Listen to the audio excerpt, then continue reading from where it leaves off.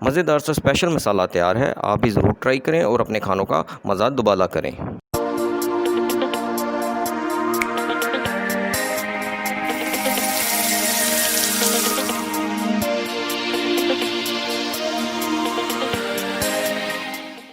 Half table spoon इसमें हम लहसुन का पाउडर शामिल करेंगे।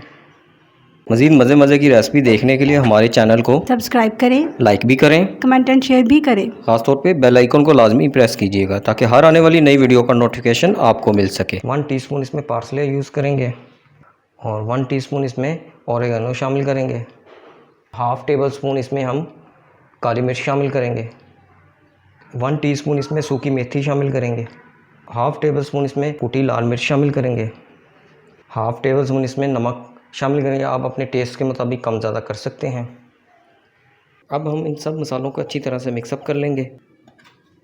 मज़ीद मज़े की रेसिपी देखने के लिए हमारे चैनल को सब्सक्राइब करें, लाइक भी करें, कमेंट एंड शेयर भी करें। खासतौर पे बेल आइकन को लाजमी प्रेस कीजिएगा ताकि हर आने वाली नई वीडियो का नोटिफिकेशन आपको मिल सके। 1 टीस्पून हम इसमें पिसी हुई लाल मिर्च भी शामिल करेंगे, पहले भूल गए थे डालना, अब हम इसमें ये शामिल कर देंगे।